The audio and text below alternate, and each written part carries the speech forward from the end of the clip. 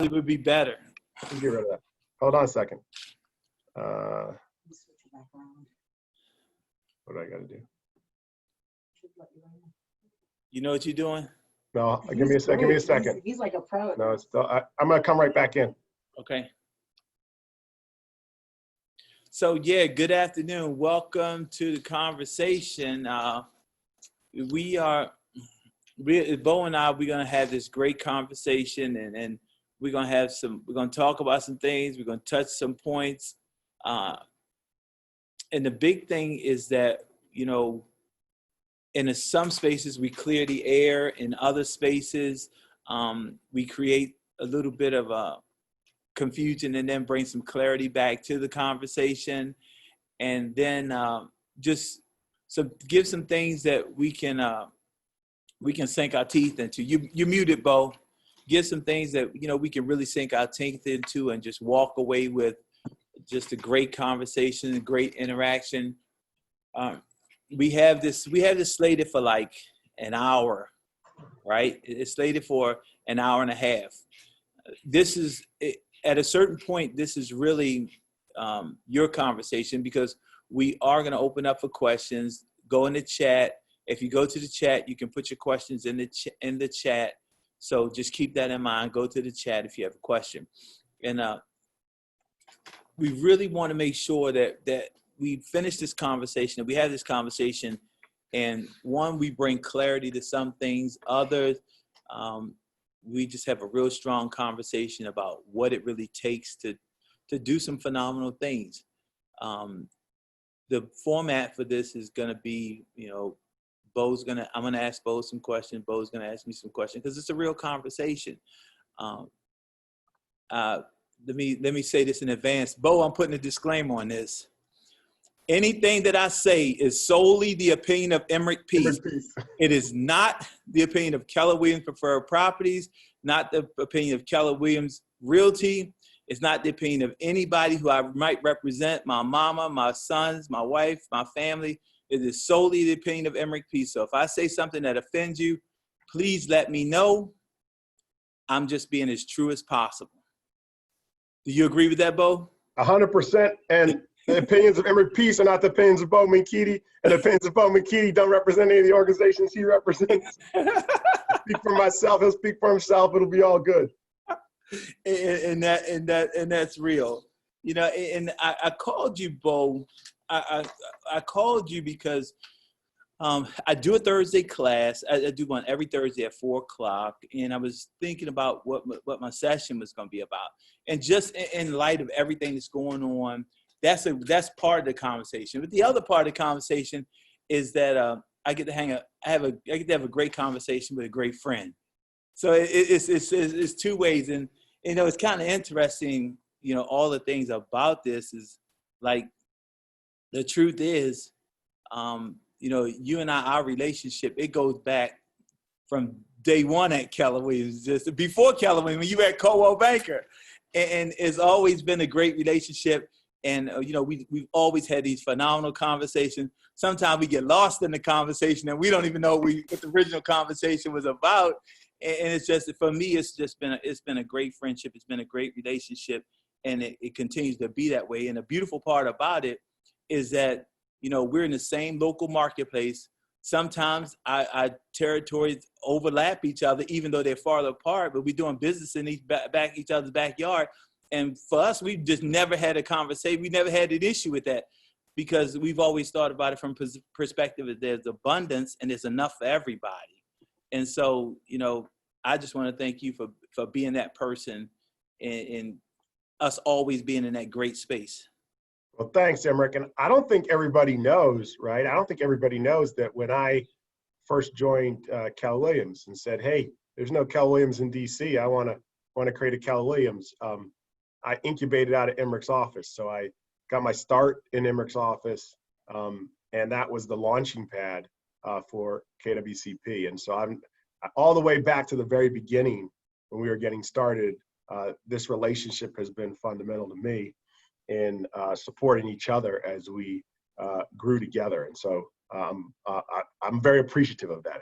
Right. Yeah. And thank you. It just is. It's just, It's who we are. It's who we are, and it didn't just start like one day. It was like from the beginning. And how can we help each other to grow? And that's one thing from a community perspective.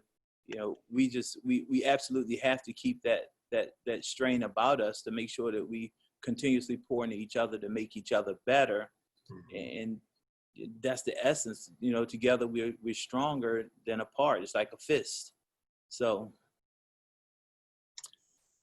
yeah. So why don't you so maybe I think today you told me that today what we wanted to talk about was success journeys. right. And I was really excited about that because one, you've been a part of my success journey. And when you go on a success journey, I love the idea of a journey because journeys are a lot more fun when you travel with other people. And so we've been on our own success journeys, but they've overlapped. And over the past 15 years, there's been a lot of intertwining of those success journeys. And so I'm excited for the conversation today.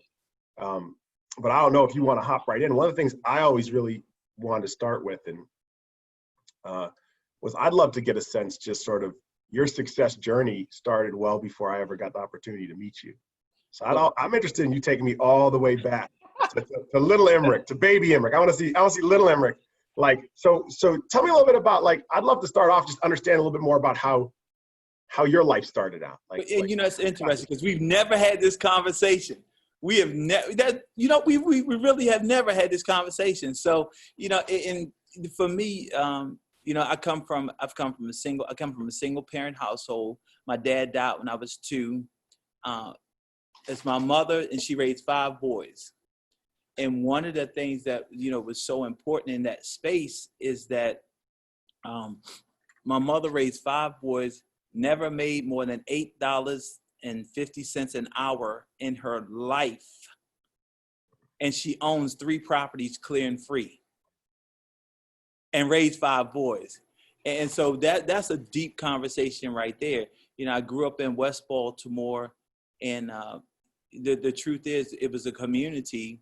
And although I did not have a father in my house, I had my brothers who told me, don't do what we do. You do something different because you are different.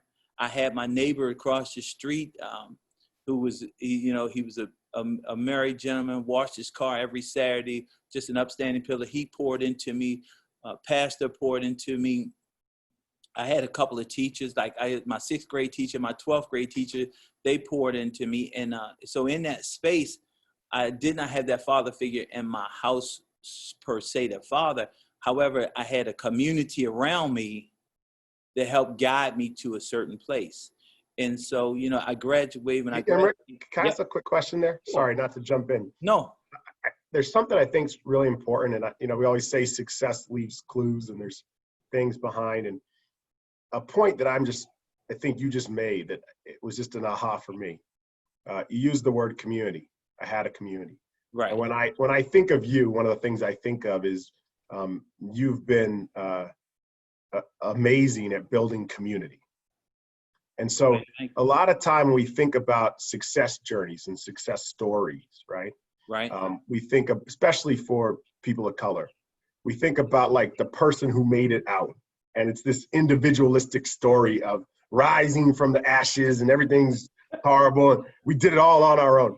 So right. I'd love for just double click for a second on that community, that family, your mom, your environment, right? The people who poured into you. What was important about that community? Why has building community been important to you in the rest of your life? Well, here's the deal I didn't really understand it until I got older, right? You know, and maturity will do some things for you, because when I was going through it, it was just the way things were for me.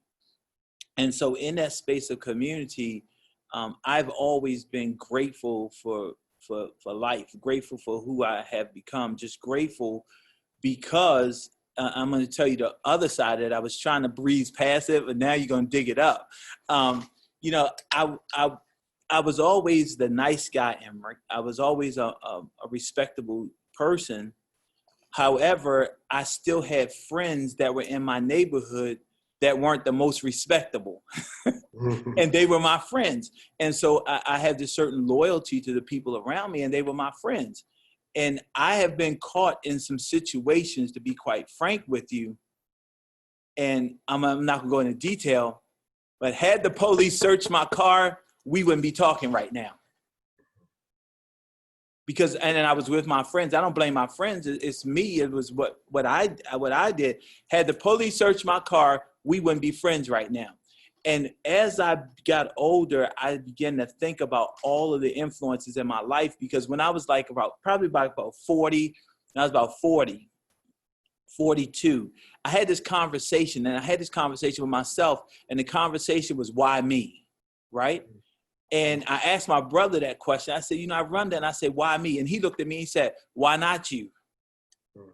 Right? And the light bulb went off. So I had to inventory my life to figure out, why me? Why me? And I went back and I counted the people who poured into me. I looked at the different influences of people who some of my friends did not have as their next door neighbor. We were in the same community, but that wasn't their next door neighbor, or that wasn't the man across the street, or that wasn't the preacher that was in their life. And so that's when I started to really understand that these people played such a tremendous part in my life. And I had no clue of what was going on. And it wasn't until I got in my 40s till I began to understand this. And so my brother said something, and my brother, great guy, he just didn't always live the best life, but he was a great guy. And so he developed he had this conversation, and somewhere he said, by the grace of God, there go I. And when he told me that, I adopted that as something that I would say, by the grace of God, there go I, and understand that I'm blessed. I'm blessed beyond measure to be able to be given the gift of awareness, right? To be able to take that, to keep straight sometimes when my friends took a left turn. And when I took a left turn with them, evaluate that I should have never taken that left turn, and then turn back right and get back on the straight and narrow. And so in that space of community, that's what that really represented at that place. That I didn't understand that until later, that community was what ultimately shaped a lot of my interpersonal about dealing with other people and making sure that I had the right people around me, and more importantly, to make sure that I was taking other people with me on my journey, because I was always clear I didn't get to this place by myself. Does that answer your question? Yeah, it does. So tell me a little bit about, moving from Baltimore, what happened next? I went in the Air Force. I went in the Air Force. I joined the Air Force. I joined the Air Force when I was 17. And I joined the Air Force when I was 17, which was a really interesting experience, because prior to joining the Air Force, in my whole time while I was in school, in the 12 years that I spent in high school, I may have had an encounter, maybe five white people per se on a regular basis, which were teachers. And so I go into the Air Force, right? And I go into this dormitory, and it's exactly flipped over. There's only like 4 black guys in there. So now I'm in this environment where I had to adapt to a social climate that I was totally like a fish out of water. But what I did understand, that I had to be me. And so this is the funniest thing though about this, right? I was in basic training, and this guy was staring at me, and he kept staring at me. So, as you get around people, you get more comfortable. So about 2 weeks into being there, I asked him, I said, dude, why do you keep staring at me? He said, well, I was told that black men had tails, and I was looking for your tail. Dude. And so, and it was like, whoa, when I'm 17, I'd never really been away from home before. These are the conversations, these are the things that are going on. But what I quickly understood was that I always knew that nobody was better than me. So just because you said that to me, that didn't make me feel lesser. That just made me say, you jacked up, dude, if you think that way. And so I went in the Air Force. I served 20 years and 5 months in the Air Force. I'm retired Air Force. 6 times, I got 6 Air Force Commendation Medals, which is not normal.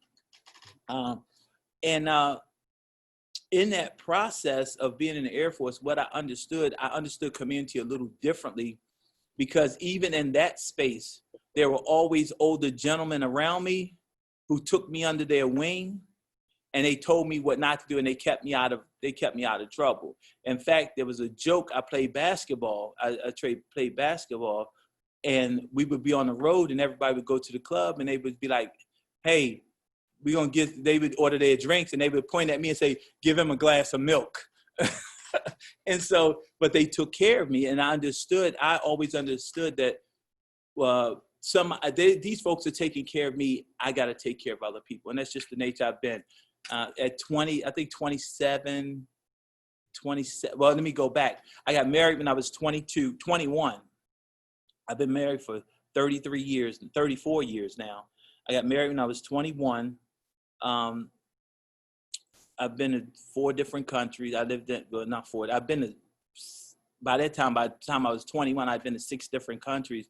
But in my time in the Air Force, what I understood was that I clearly understood I was a direct representative of Black folks at that time. I just did, because I worked in a tech. How did you, what experience caused you to believe, when did you become aware that in the environment you were in, you represented more than yourself to other people? Because I was in a technical career field. I was an avionics mechanic. I worked on radios, radars, on aircraft. And so it was a really technical field. So in my entire shop of 100 people, there was only 4 Black people. So in that space, I was clear, and sometimes they made it real clear that you represent everybody else. And I was, if nothing else, because of the questions that I got asked, if nothing else, I understood that part, even at that space. And so fast forward Air Force, I got a couple of different assignments, which were prestige assignments. One of the most prestigious assignment, one of the 2 most prestigious assignments, is I was stationed on Air Force, and I worked on Air Force 2 and different aircraft of that nature.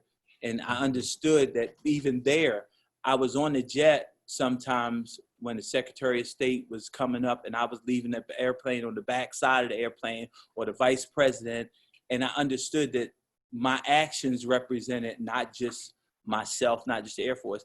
That might be the only person they see in that space. Can we talk about that a little bit for right now? Because one of the things that has, I'm going to try and articulate it. I feel like right now I'm articulating things that I've lived with all my life. And I'm also articulating them, verbalizing them in ways I'm not used to verbalizing them. So excuse me if I'm not as articulate as I'd like to. But one of the things that I feel right now, and I think someone just put it in the chat,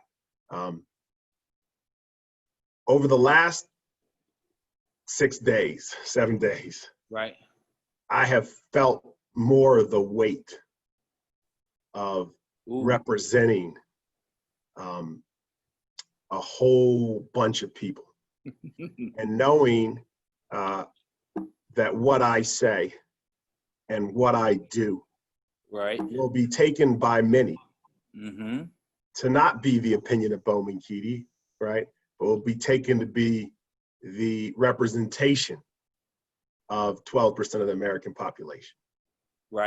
And I have been cautious and tried to be thoughtful about how I articulate things. But I also have felt the burden. And in some ways, one of the things, I said this today to the leadership of our Keller Williams regions today. And there was a conversation about, hey, help us understand. And I said, okay, I'm happy to help you understand. But do you realize that when you ask me to help you understand, when you ask me to run the task force, you are asking me to carry a burden, an additional burden than the one I've carried all my life of having to learn how to navigate the world. You're asking me to carry the burden now of figuring out how we reconcile an issue, which is partly my issue, but also your issue. And so the issue of America and race in America is a lot bigger than my experience. Right. And I feel like in this scenario, as people look to understand, which is really the opening that's happening in America right now, they're also looking to me to carry that burden. And that burden, maybe because I'm super empathetic, behind all this tough exterior is just a mushy, empathetic guy, that weight has been very heavy. Right. Over the past, I felt the weight of all the people I know who suffered and had limited opportunities. I know the weight of the experiences that I've had over the course of my life. I know the weight of the experience that other people had. Right. I also know that there's an opening, and if there's going to be change, somehow we've got to be able to step into the opening. But there's a lot of weight there. I don't know what I'm saying. I'm just saying I feel the weight. No. But so let me be empathetic for a second, right? And in that space, you know, you're making your best attempt to answer questions that in a lot of places you're not, by any reason, you're ill-equipped to answer, because just like you said, it's your perspective. You can only walk in Bo's shoes. And that was part of the reason why we're going through this right now. I tell you my story, you tell me your story, and then everybody else can see the difference in what the stories might look like, even though we look alike, which is another story. Because I used to always you got to tell Eric, tell about how every time there was a moment. Oh, you talking about the good part. I'm gonna talk about the real part. Okay, so the funny thing is, we would go to KWRI, or we would go to an event, and I always knew when Bo won an award, because people would walk up to me and say, "Hey, great seeing you win that award. Oh, that was so great. It's so good to see you on stage." And I'm sitting here like, Bo must have won something, because they're coming to me. And if you look at this screen, right, there's a distinct difference between us, probably about 4 maybe 5 shades. But I don't know. We just 2 big black guys, and it must be him. But yeah, so there was a moment, and we used to think it was so funny. Me and Eric used to have so much fun with it. We would joke with people. I'd take credit for all his successes, and we'd be messing with people. And then there was a moment when Eric said something on a national call. He didn't have his mute on, but he didn't have his mute button on, and he said something that wasn't taken in the right way by many hundreds of people. And I was like, oh shoot. All of a sudden, this association may be, but I'm joking about it. But that is part of when you talked about, hey, when I'm coming off the back of Air Force Two, right, I represent so many more people than myself. And because the way the world's gonna look at you is as a representation of everybody else who's trying to walk down the same path you are. And Kimber and I talk about this all the time. We're 100% aware that although we are individuals with our own unique experiences and perspectives, we are going to be looked at as a representation of a lot of people. So there's a weight that comes with that. It's a weight I've had all my life. I've never had the weight of having to explain it to everybody. I just carried the weight quietly. So the weight of explaining it's new. The weight of having it isn't new. And I think sometimes when people want to step into leadership roles, they're not fully aware of how along the success journey, if it's called to use your term, you have to manage that. And the thing is, you just don't show up in that place.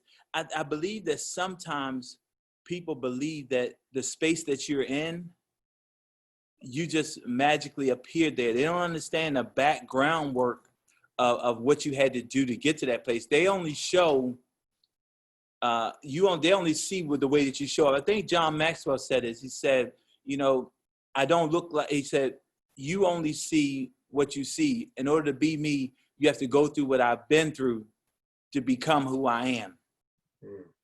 Right?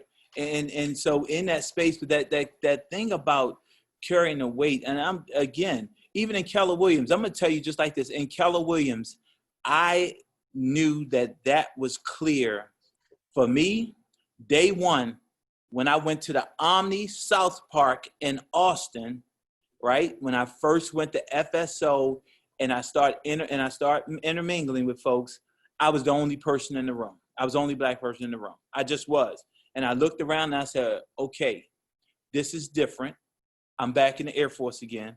And I understood that I always had to carry myself a certain way.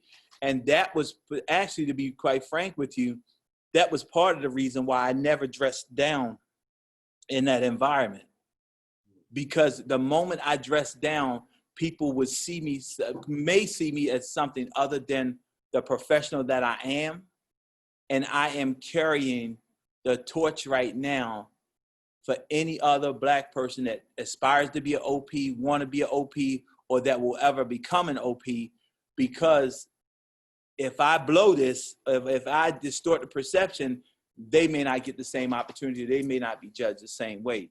So I don't want to get you too fired up, Emrick. Yeah, don't get me too fired up. But I do want to point out one thing. Uh-huh. I'm going to say it and leave it. You don't even have to do anything with it. Okay. But I think sometimes I've had in my experience with a lot of people come to me and say, I want an opportunity, or I'm not getting an opportunity. Sometimes people will say, well, you're being too harsh on me. Your expectations of me are too high. Right. And part of that is because I want you to have the opportunity. I want the opportunity. I want you to have the opportunity. I also want the hundreds of people behind you to have the opportunity. I'm 100% aware that I have an opportunity. Right. Keller Williams. Right. That if you had messed it up, you can't. Exactly. And so the real conversation. We tried. Yeah, we tried one. It didn't work. So sometimes it's about the opportunity to have the opportunity. Yeah, and that's just it. And so, we talked about me. So let me ask you a question. I want to ask you one question. Okay. Because I want to come back, and then you can start grilling me. Okay.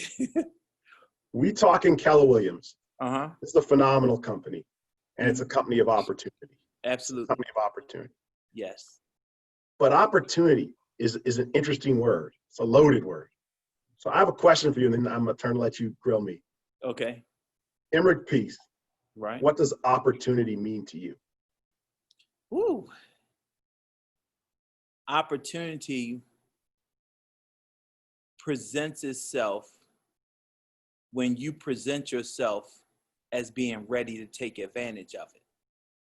And what opportunity means to me, it means that I have an opening where I could pursue a venture, or I have an opportunity to pursue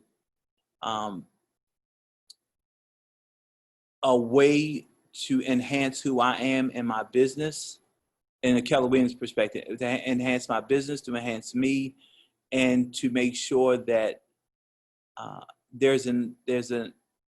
trying to avoid using the word opportunity again.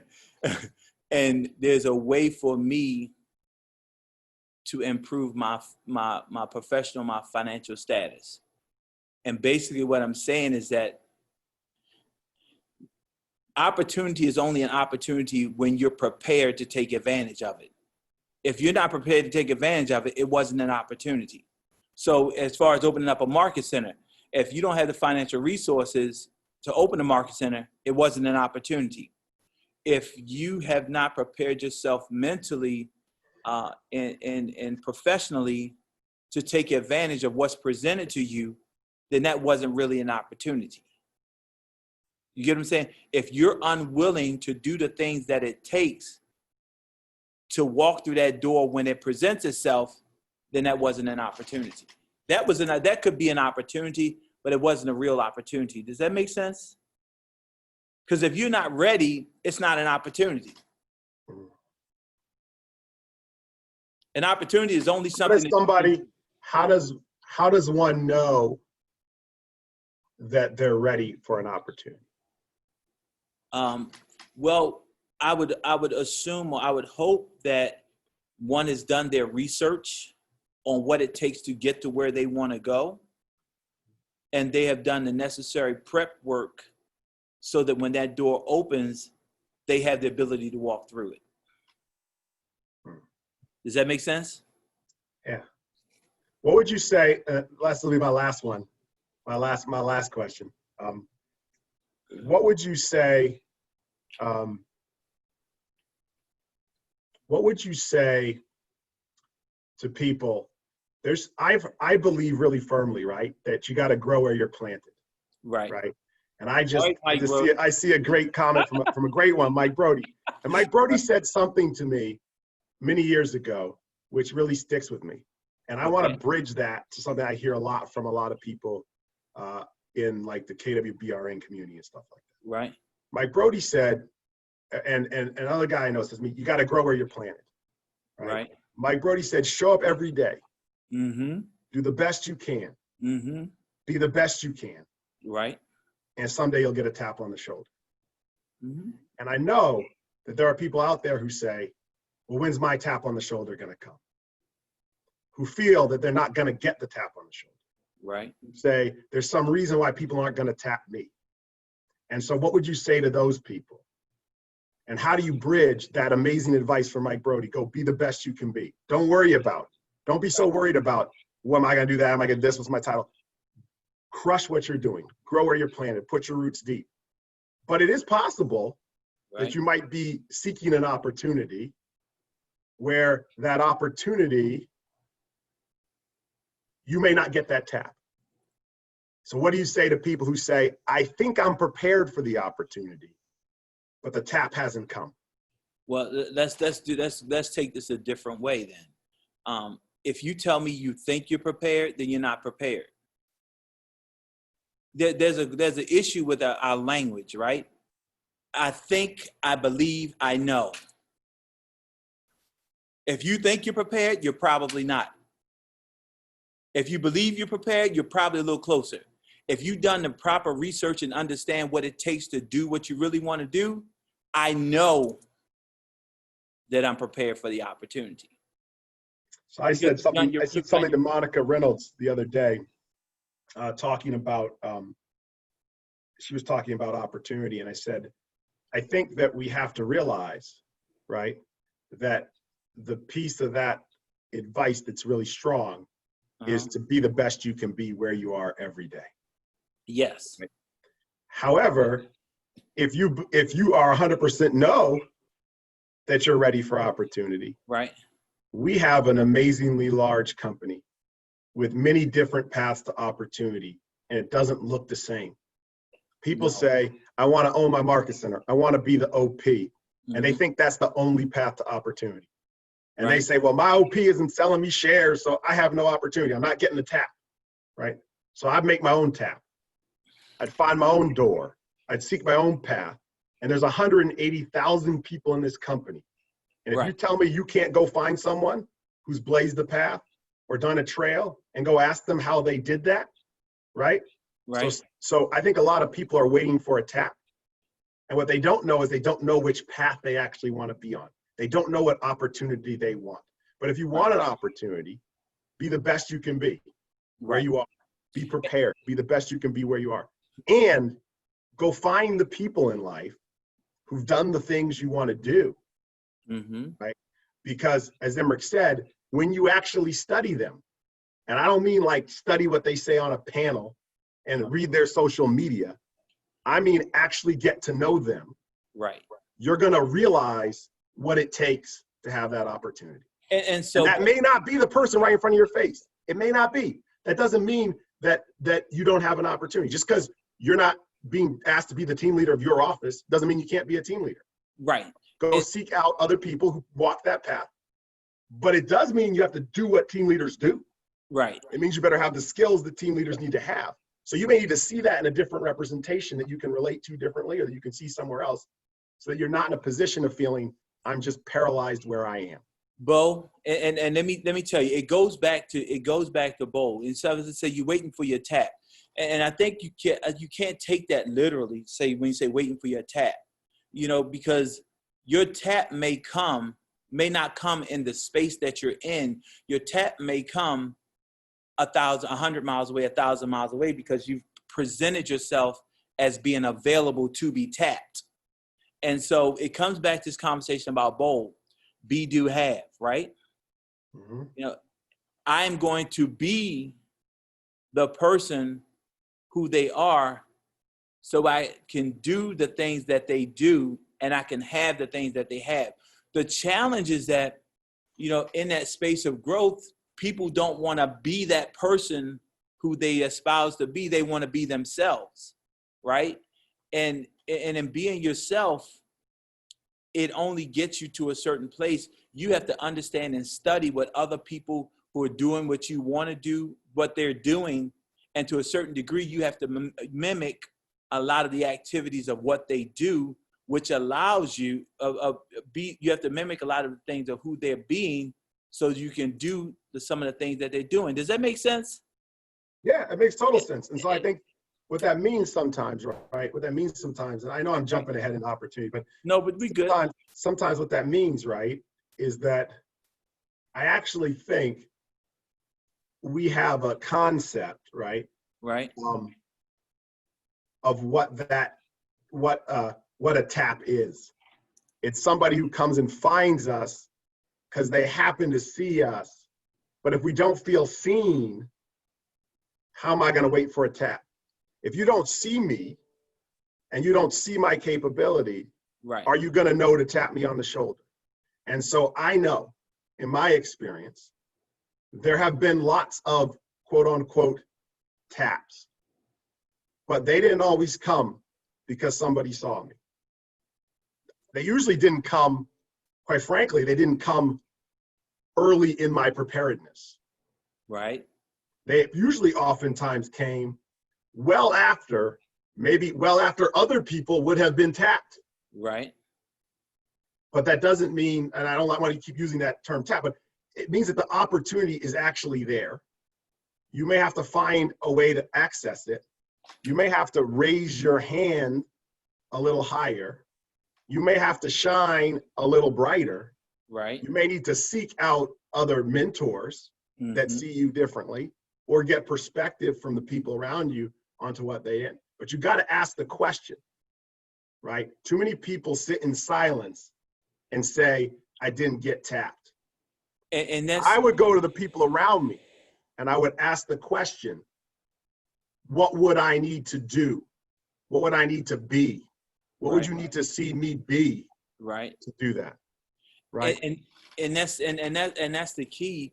You know, we got to step out of our own selves in order to do the things that other people are doing that we espouse to do. And a lot of times we stay within in the confines of either the market center or even our region to some degree. And we just have to be open and be willing to open ourselves up. And more importantly, open yourself up in a space where you're coming from contribution. And sometimes you got to donate some things in order for people to really, really see who you really are. And I'm not talking about money, sometimes Emmerich, right? energy and effort. Yeah, sometimes Emmerich, to get where you want to go, right? Right. You got to bridge gaps. And we're seeing it right now. People are being asked to have really uncomfortable conversations. Oh, woo. We're asking some of our counterparts in leadership. Right. We're asking some folks who haven't had a certain experience to all of a sudden try to process something new. And a lot of times people sit in their own environment, in their own community maybe that nurtures them, and they wait for somebody to come get them. But if what you want to do, right, I mean, not to go back to your story, like you were nurtured in a community. Right. The community nurtured you. At some point, you actually had to go into another community. Absolutely. You had to go see the world. And that was different. And you didn't understand it, I assume. I assume it was weird. It was not your experience, right? You had to go get in touch with a different experience than the one you were comfortable with. Right. Because that is how you could ensure that the opportunities that were out there in the world beyond your comfortable confines were ones that you could go get. The community you were in nurtured you, it prepared you, it sustained you, but it was not the limit of your opportunity. Absolutely. Your opportunity was beyond the confines of the place you understood. And if you're too scared to go get uncomfortable, if you're going to sit here and ask other people, if you're going to ask, people not of color to understand your experience, to understand where you're coming from, Right. you have to be prepared at some point But see, to understand how that other thing outside maybe where you're comfortable works. It doesn't mean you have to be beholden to it. You just better understand it. exactly. And so I'm going to go through a couple things, then I'm going to come back and I'm going to ask you a question. And in that space, and this is not about me, it's just understanding where people have to be at that space when this opportunity at Keller Williams presented itself. Let's be real. There was only 2 Keller Williams in the whole state of Maryland. One was 40 miles up northwest, and the other one was 30 miles, southeast. And so in that space, I had to go find that opportunity of Keller Williams.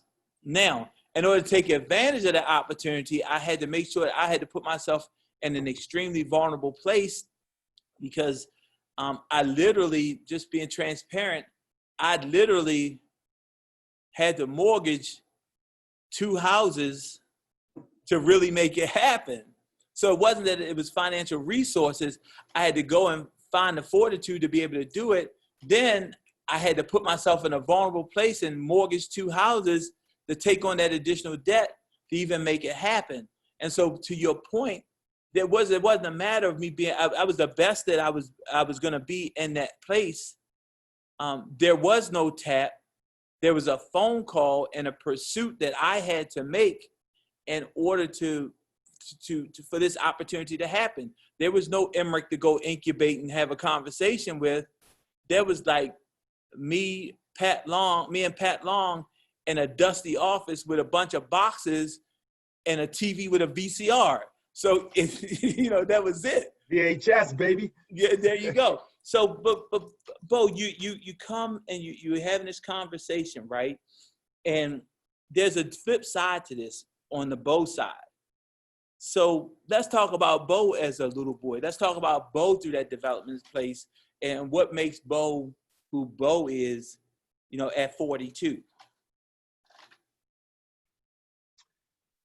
So, so I grew up in Somerville, Massachusetts,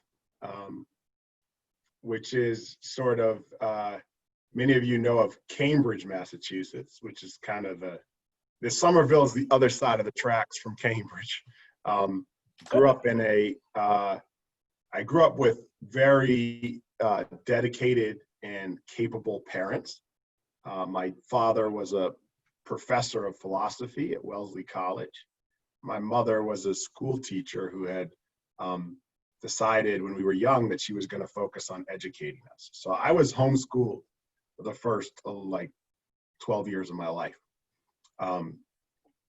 My father specifically chose to not live in university housing because the college he taught at was in Wellesley, which was a very undiverse place. And he wasn't making much money. The free housing would have been very valuable. Instead, he chose to keep his family in the city and took a train and 2 buses to go to work every day. My dad never learned how to drive, by the way. My experience growing up is very much being between multiple worlds. And growing up, I hated it. I always say to people that your gift is your curse and your curse is your gift. And as a child, I thought it was a curse. I was born in a biracial family. My mom grew up in Dallas, Texas, attended SMU. My dad immigrated here from Nigeria. When my parents got married, they had to get married because even in Massachusetts, it wasn't legal to have interracial marriage. As a kid, I grew up as a little Black kid walking around with a blonde mom and dealing with lots of conversations, as you could imagine, in Boston, Massachusetts. I'm the only boy in my family. I have 3 sisters. I have an older sister and 2 younger sisters. So a lot of my, so pretty much everywhere I was, I didn't fit in. And so at some point in my life, I decided that if you can't fit in, you might as well stand out. If you can't fit in, you might as well stand out. That was a decision I made early in my life. I was a homeschooled kid in a working class neighborhood where people laughed at the fact that I was a homeschooled kid. I was the only boy in a family of girls. And early on, some of you guys who know that ice hockey was a big part of my life growing up. And how I got into ice hockey was, you talk about, Emmerich, you talk about people that influenced your life, that poured into you. Growing up in Cambridge, there was a skating club. And the gentleman who was the custodian who kind of managed the skating club, I was homeschooled, so I had time during the day. I got to know him, and I used to help him clean up this skating club. And it was a private skating club. It was a tennis club that became this private skating club. And I used to help him clean up. And as I got older, he said, well, why don't you just come and skate? You can come and skate. So he taught me how to skate at the skating club. And that's how I learned how to play hockey. And so hockey was important for me growing up because it was an opportunity to prove people wrong. Figured you don't fit in. So, I was 6'4", 250 pounds when I was 14 years old. People said you should have been an O lineman. Instead, I was playing ice hockey. So my world is definitely a bunch of contradictions. I ended up attending a school in something called Roxbury Latin, which was a private, it was a private school. And how I got there was my mom had taught me Shakespeare. So this is give you a sense of my mom. My mom's an amazing lady. She had us in the middle of like an urban, we're in the second level of a 3-apartment little triple decker. She had us do plays in a little driveway in between the two houses. And so I had played the role of Prospero in Shakespeare's The Tempest. And I was probably 13 years old. And my hero was this guy, Reggie Limlin, who played goalie for the Boston Bruins way back in the day. And I went to Reggie Limlin hockey camp. So here you are, 6'4", 250-pound, black kid going to a hockey camp in Boston. And the kids in the locker room were making fun of me. They were giving me a hard time. I was embarrassed. I didn't know. I said something about Shakespeare. And some kid said, what the hell do you know about Shakespeare? And so I still remember, I stood up on the hockey locker room on the bench, and I said, I'll tell you about Shakespeare. And I started to recite the end of The Tempest, which is Prospero's ending of The Tempest. Is now my powers are all overthrown, and what strength I has mine own, which is most faint, now 'tis true, I must be here confined by you, or sent to Naples, let me not, since I have my dukedom got. And pardon the deceiver, dwell in this fair island by your spell, but release me from my bands with the help of your good hands. Gentle breath of yours my sails must fill, or else my project fails, which was to please, now I want spirits to enforce, art to enchant. Anyways, I can go on, but so I'm sitting here being made fun of in the locker room, chant Shakespeare. You can imagine nothing matches. Big black kid, Shakespeare, locker room, right? And one of the coaches is like, what? Like, who is this kid? Well, it just so turned out that he was the chair of the English department at this private school, and he needed a goalie. And my life changed in that moment. And his name's Mo Randall. He's been one of the most impactful people in my life. So, guy at the skating club, Mo Randall, he got me in a place called Roxbury Latin. It's one of the oldest schools in continuous existence in North America. 44 kids in my graduating class, all boys. 11 kids from my graduating class went to Harvard. I was forged at Roxbury Latin. So your experience you had in the Air Force, I had when I was 14 years old. Right. I left my neighborhood. I left my little homies in the neighborhood that I was gotten comfortable with. They used to rib me about being homeschooled and doing stuff, but we had a little everyone was kind of the same, same working class families doing their thing. Right. And I went to what was probably a very elite place. And I learned more there about the world. I learned more there about how to navigate the world than I learned any other place. And I loved it and I hated it. It was one of the most challenging experiences of my life, but it prepared me for what came next. It prepared me to know. And one of the things I realized is that these people that I thought had it so good really didn't have it so good. They had the same challenges. Their families were messed up. They were upset, right? Right. But I also realized very early on that I was going to be held to a different standard. So I entered in ninth grade, and there were 7 of us who entered in ninth grade, and the school was made up of very elite kids of the governor, and then, you know, me and like 7 other kids that came from the city.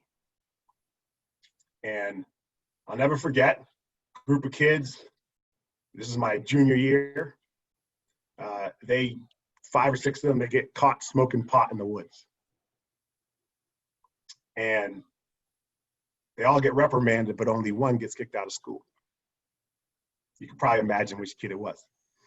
It wasn't me, but it was my other dude who came from school, right? So I learned very early on that there was going to be huge opportunity, that people were going to give me chances, but I also realized that they were going to hold me to a different standard.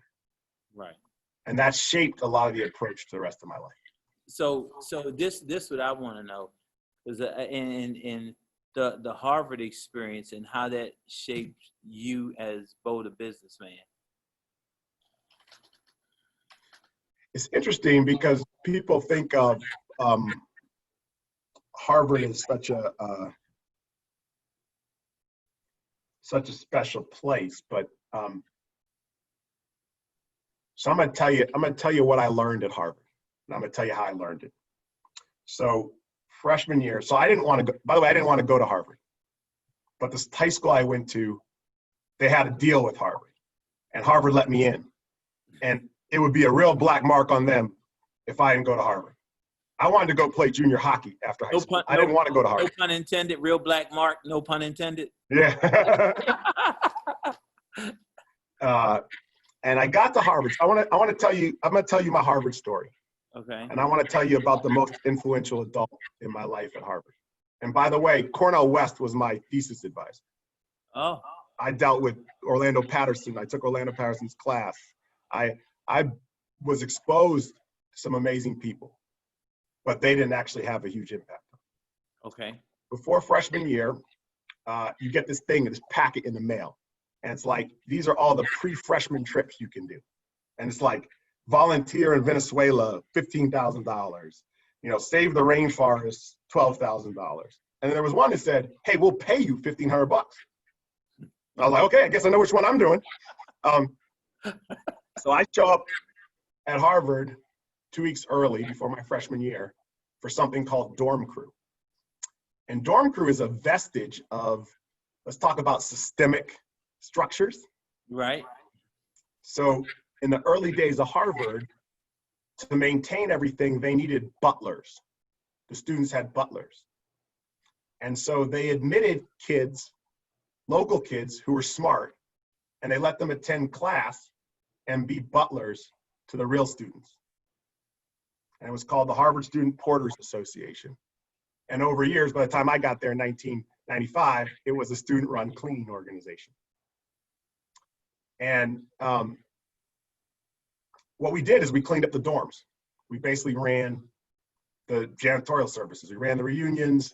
We had some fun things like we ran the bars for reunions, but mostly we cleaned up and we did work. Right. And so you can imagine, of the freshman class of Harvard, who was the ones who didn't go on the trip? Who was the ones who showed up? It was all the working class kids. Right. But I really felt that was an interesting community for me. Because if you showed up to clean, you don't have a lot of chip on your shoulder going to Harvard and showing up to clean. So my sophomore year, Harvard got in a fight with the unions, and they outsourced all the cleaning of the dorms to the Harvard Student Porters Association. And I was the head of the Harvard Student Porters Association. So most of what I learned about business at Harvard, I learned cleaning bathrooms. All of a sudden, I had to hire up from 40 or 50 students. We had to hire hundreds of college students to clean. We had to figure out how to market it. We made a calendar, the men and women of Dorm Crew, and made it sexy to clean bathrooms. We figured out how to structure. And there was a gentleman named Robert Wilfries. And Robert Wilfries was the poor sucker in the facilities maintenance department who had to deal with this student-run organization. And I will tell you that I learned more about people. I learned more about business. I learned more about life from Robert Wilfries than I did from any other adult that I encountered at Harvard. Interesting. So that was a big part of my experience at Harvard. Other than that, there was amazing people. The main thing I took away from Harvard, quite frankly, it wasn't the education, it wasn't the classes I took. It was the fact that people at Harvard thought they could do anything. Right. Wow. There was a whole bunch of people who thought they could do anything, and that opened up my mind to like that. Yeah. So time out.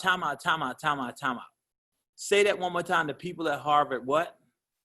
I met a whole bunch of, I was 18, like I'd never been out of Somerville, and I thought Roxbury Latin was crazy. Right. And I was just wanting to, and all of a sudden I met these people like, yeah, I'm starting a company, I'm doing this. They thought they could do anything. I met people who weren't that different than me, and they thought they could do anything. Well, we're back up, but let's pump our brakes, right? Pump your brakes for a second, right? It's not, you thought you were judging your insides by other people's outside, right? And so in that space, the key word you said that they thought they could do anything. So when they left that space, and this is a part of privilege, right? When you think you can do anything, you go out and try everything because you don't believe that you can fail. And it comes back to that conversation. Like people ask, if you could do anything, if you knew you couldn't fail, what would you do? And that's what they were living. And I believe that like that's something that we have to grasp, you know, and like we were talking about being tapped on the shoulder, that's the part that we have to grasp, and we have to understand and believe that we can do anything and prepare ourselves properly to do whatever that anything might be, and it happens for you. Yeah, and it was a different experience, right? So like, I was thinking, well, you got to prepare. I'll give you a great example. Right. I grew up in a family of educators, right? Right. And so I always thought that my life, if I wasn't going to become a professional athlete, I was going to be an educator. Right. I was convinced I was going to, if I couldn't make it, I was going to become a high school teacher and coach. Right. Okay. That was my idea of my life. And my second year, the summer after my freshman year at Harvard, I found out about this thing called the Phillips Brooks House. And I said, well, I want to get involved in nonprofits. And they said, oh, great, we have this nonprofits and students run these nonprofits. I said, okay, well, is there a place I can volunteer or sign up? Maybe I can help some kids. And they're like, well, you can apply. And if you want to just run this whole program, you know, you could be selected to run a whole nonprofit. So I was 18 years old. I never thought I could just go run a nonprofit. Right. So at 18 years old, they told me, go run this nonprofit in the housing development half a mile from where I grew up. North Cambridge Housing Development, North Cambridge Projects, right? Uh-huh. You go up there, you hire a staff, you find a staff. You figure out how you're gonna have 15 college students living in the projects. You figure out how you're gonna engage these kids and these parents with people with all different backgrounds, right? And so that was my first experience. My mindset was off. Right. My mindset was maybe I can be a teacher. And they said, no, you should just be the executive director. Right. Go straight to the top. Yeah. and so like in that space, let's jump forward, right? Let's jump forward. You work in a nonprofit. That's where you met Kimber in a nonprofit, correct? Working in a nonprofit. Yeah. So after college, I played hockey and baseball in college. I worked my way in dorm crew, and I bounced to the bar to pay my bills. After college, I got a job for a short time. I had worked that summer job working with youth. It was my first experience actually with housing.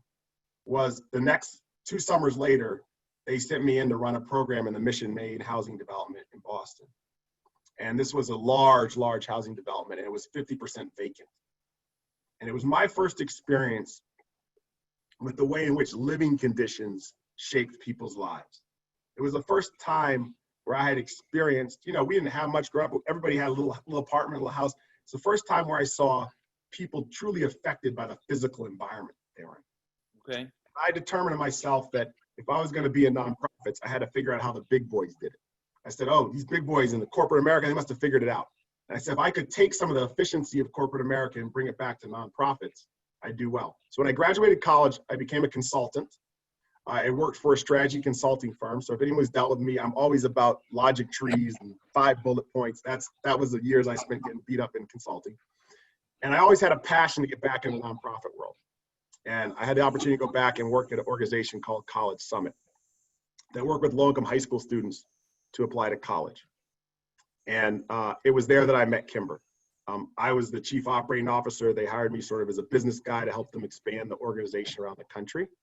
And I asked if I could be trained as a youth facilitator, because that was the work we did with students who were first generation to go to college. We took them on college campuses for a couple of weeks during the summer where they got their applications done. And a lot of that work was about believing that you could actually make it to college. And there was like a counseling part of it.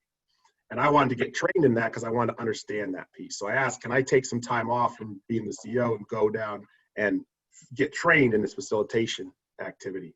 And so when I met Kimber was actually running the program and I was the youth facilitator down in Jacksonville, Florida.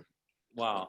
And so in that space, so we just listening to the conversation, the nonprofits, giving back, working with youth, trying to figure out logistically how to put things together.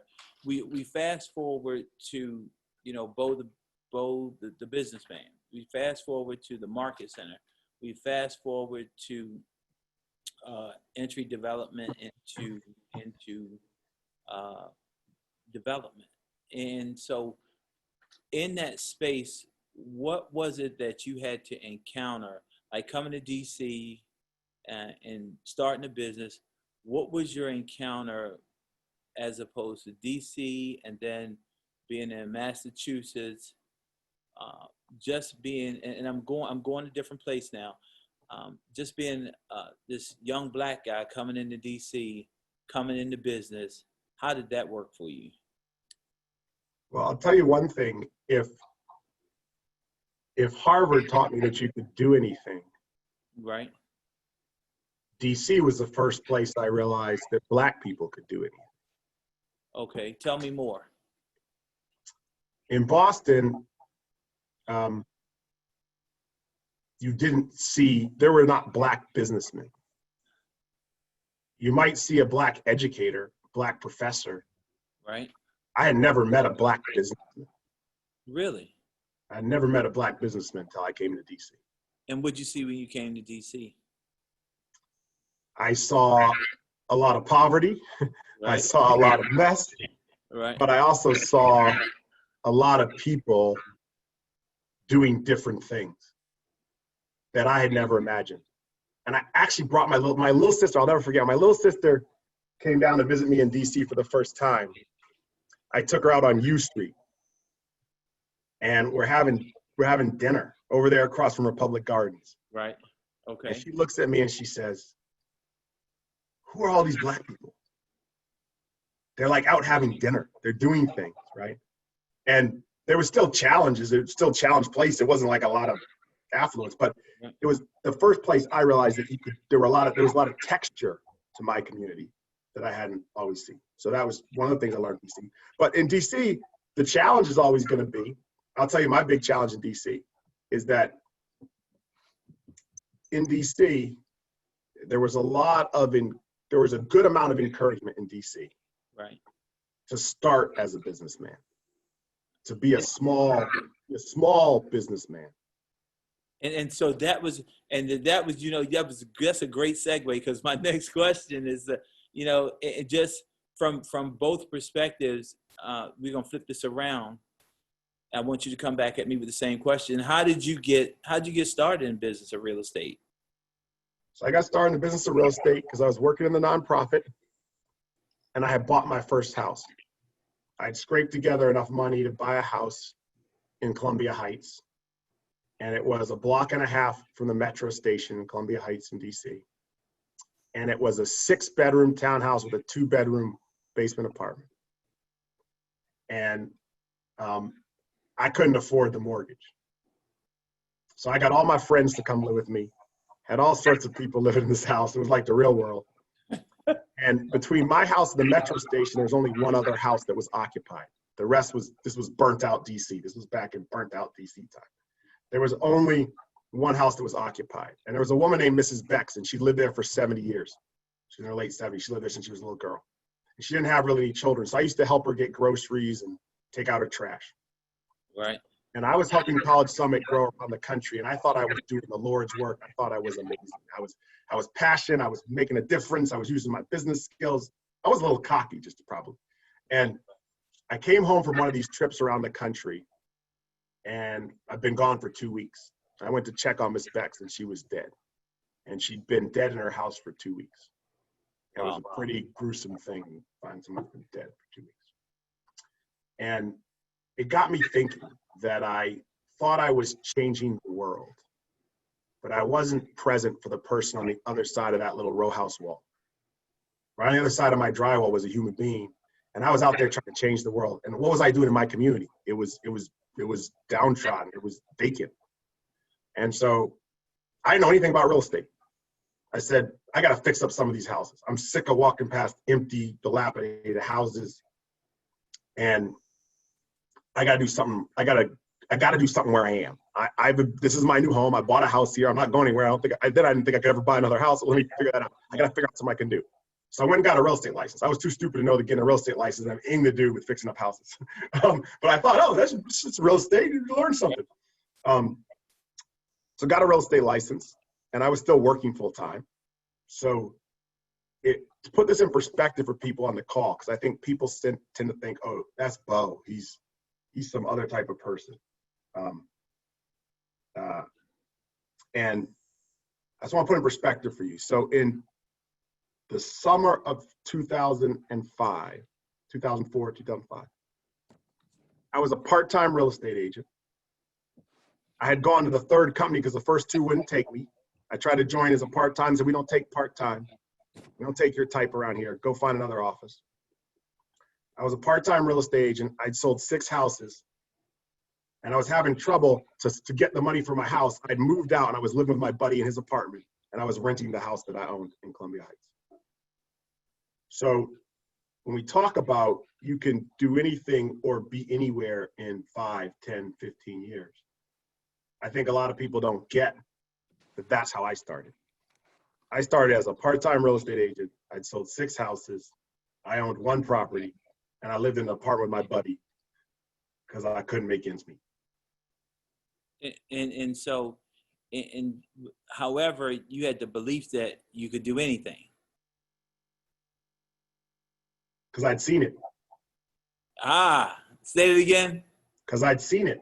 And so in that space of you seeing it, for me in my space, that was what this was really all. That's what this journey has been about for me, is to show people a better way, to show people that there's another option in this business and this industry and life that you can take.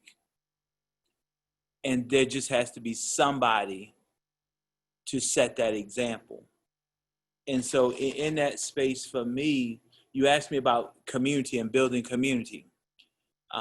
That's what this journey has been about for me. This journey has been about, for me, being that beacon of hope.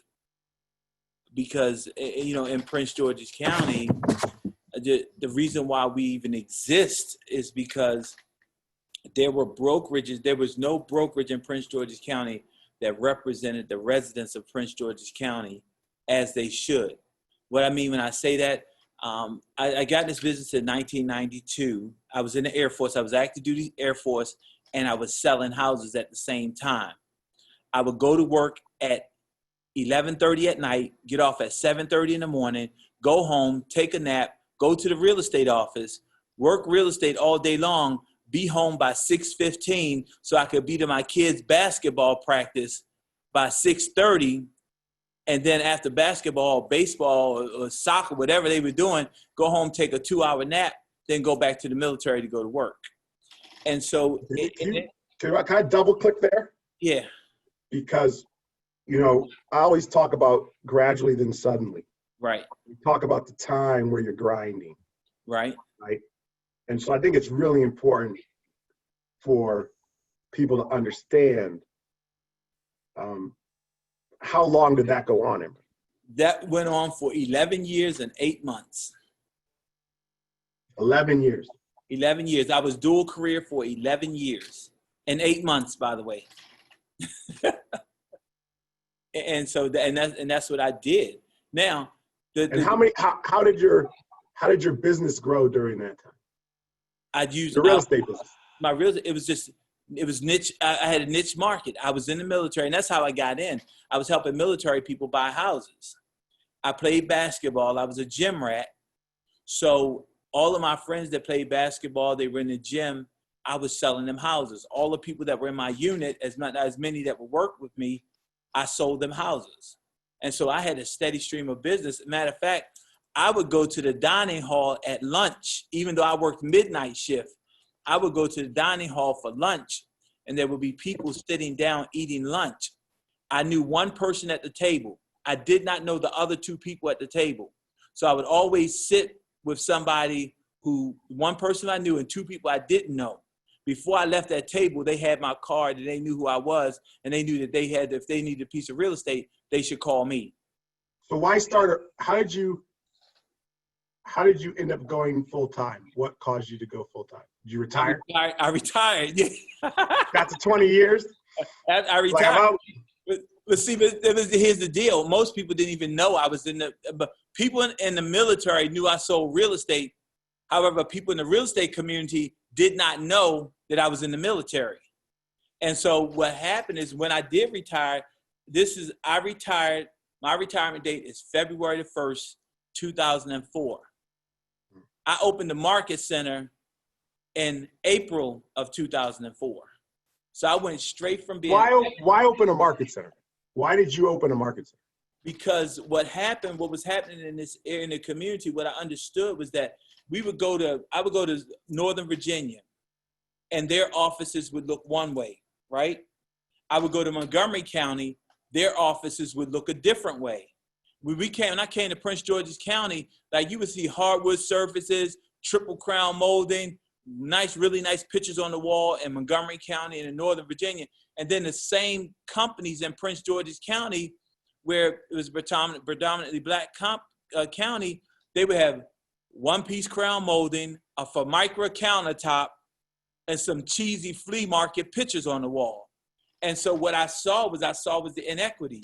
And what I said this before I retired, about a year before I retired, I want to open up a brokerage with 250 people that is an Afrocentric market center, because I want to show the world that Black people can do things at a high level just like everybody else.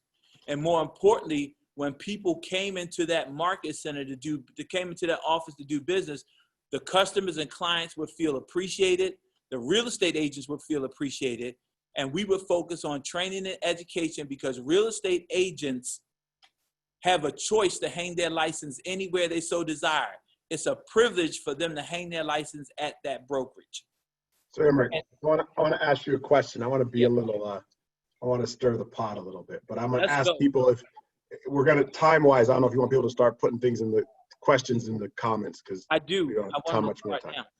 Now. So if you have any questions, throw them in the comments. We can start trying to answer those in a little bit. But so Emric, I think sometimes part of this idea where people think that you and I maybe are somehow not aligned sometimes, right?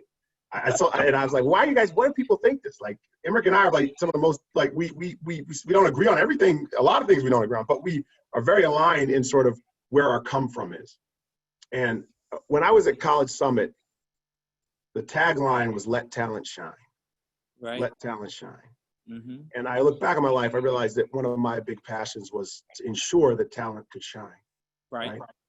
And, if you go back to this, like, all the way back to Booker T. Washington, W.E.B. Du Bois, like self-reliance versus thing. One of the things that I'm hearing when I'm talking, and tell me if this makes sense to you, is that there was a passion to let talent shine. Mm-hmm. And one of your ways of doing that was to create an environment that highlighted the quality and the talent of the community, right, and allowed people to progress into a profession that you knew was a wonderful profession. Absolutely. Could take care of people. Opposite- And I had the same mission. I wanted talent to be able to shine, right? Right. And I just came at it from a same angle, but slightly different. Right. All I wanted to do was let people know that it was possible. Mm-hmm. Does that make sense? Right. And Same mission, two approaches. different, and that's just that's for us. That's our thought process, because we've had this conversation, and we butt heads before, and you flip me off, but I'm okay, you know. but it's okay, because at the end of the day, are you accomplishing the mission that you set out to accomplish? And are you having a positive impact on the world? Are you having a positive impact on the community? Are you having a positive impact on society? And so it's just different angles to get there. There's many ways to live the same mission, is what I'm trying to point out. There's Exactly. many ways to live the same mission, Mm-hmm. you know, and some are loud. It's the same thing we have right now. There's a place for protest and Right. agitation in America. Absolutely. It's clearly creating a moment in time different than some other moments, Mm-hmm. right? There's a place for quiet movement and things. And then there's a place for people being able to see what's possible. Right. There's a place for communities to nurture people so that they're ready to grow, so that they're prepared to grow, so that they're invested in, so they can go to that next level. And so I think these are all parts of the journey. They're all parts of the piece, right? And people don't all see them. Parts right? of the thumb. And some of them people don't know about. People don't know about, right? Right. Like, it was interesting. I saw, you know, and sometimes, you know, the way I think about it, and I'm interested in your take on this, sometimes you got to be the lead dog through the snow. Mm-hmm. And the lead dog through the snow takes some arrows, right? Yeah. And so, like, I could tell you, I'm going to tell this little vignette. I probably shouldn't tell it, but I'm going to tell it anyways. Okay. Go ahead. I saw some chatter the other day on social media about there not being any regional owners who are of color. Right. And so people were frustrated about it. They were talking about it. They were having a little bit of a bitch session about it. Okay. And what my experience has been is, you know, just recently, I became a regional owner of Cal Williams. Congratulations. And that wasn't easy. And at times it was kind of silly for me even to pursue, because the structure of it was hard. And all I could think about, I had this moment, like a flashback moment, where you think you get like PTSD. But I always say I'm short-term impatient, but I'm long-term patient. Right. For 4 years, I flew myself to Austin and I went to the RD meetings. For 4 years. So this is year 4. Nobody tapped me on the shoulder. I built 7 market centers. I built a $100 million sales team, right? I had to kick that door down. There were people who believed in me, who gave me chances, who taught me, who helped me navigate that world. Mm-hmm. But I guess, I don't know why I'm saying this, but I'm trying to say that there was a time, there's an experience, and I don't usually talk about this. I'm talking about it here because there's people on this call, I want to hear it. Right. That you may not see me in the street protesting. You may not see me speaking the loudest on social media. But you will know that what inspires me to do that, like, I'm a Harvard educated man who was willing to humble himself, have people less qualified, less deserving, who hadn't performed at that level tell me I wasn't ready. And so, And I did that right, because I know that there's hundreds of you behind me right, who are pushing me, right. right? And so that's bigger than me. And you know that, and you know, the interesting part about that, Bo, interesting part about that is a lot of times people don't understand the sacrifices that it takes to get to the next level. However, everybody wants to be at the next level. And what creates a lot more of a challenge for that right now is the Instagram and Twitter and Facebook fame and success, right? But people think it's instantaneous, right?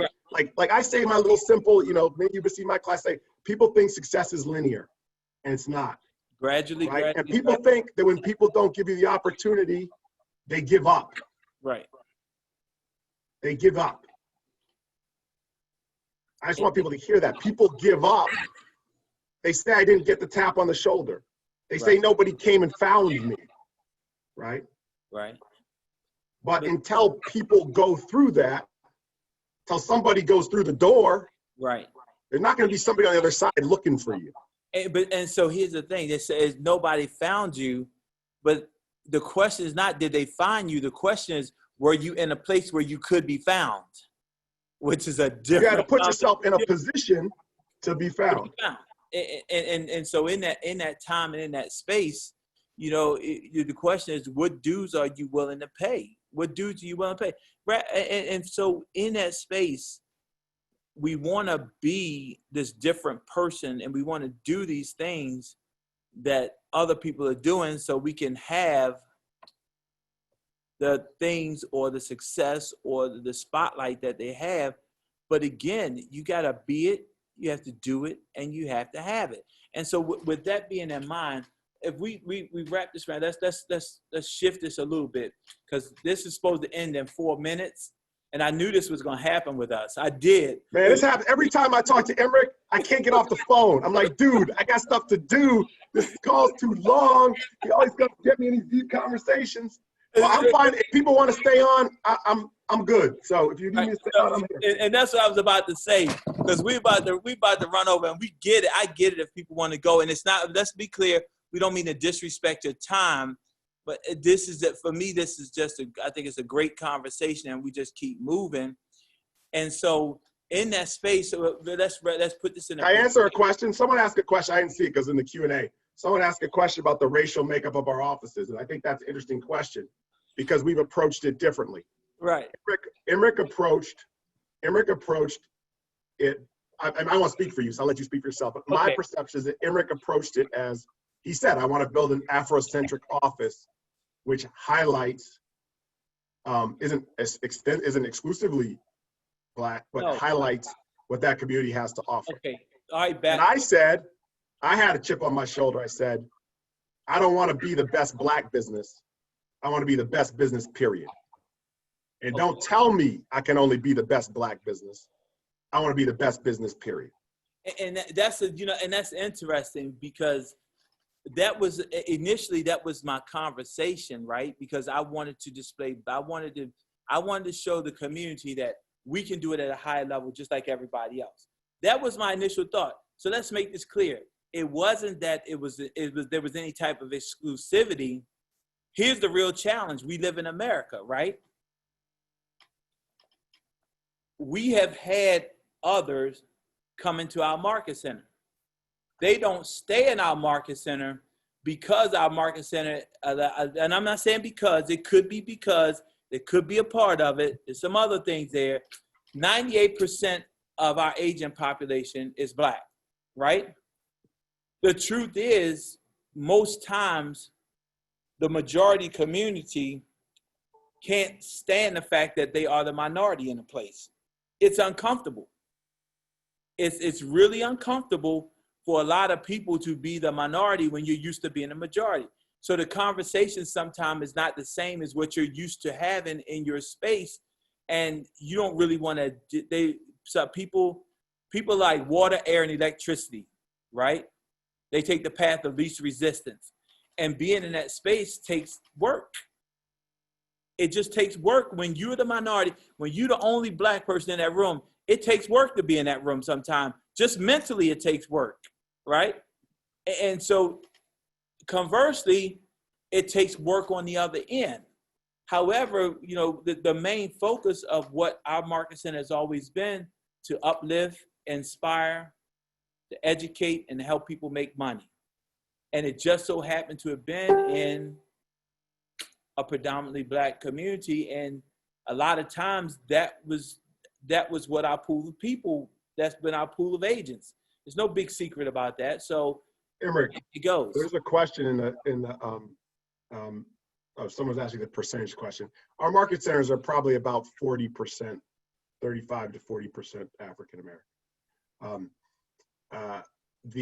And I oversee a region that's probably 90%, 5% African American or 7% African American, if we're lucky. Someone asked a question about what are we doing to improve ourselves. There was a question in the chat. What are you doing to improve yourself? So Emerick, what are you doing today to improve yourself? Well, let me explain something. I am a reader.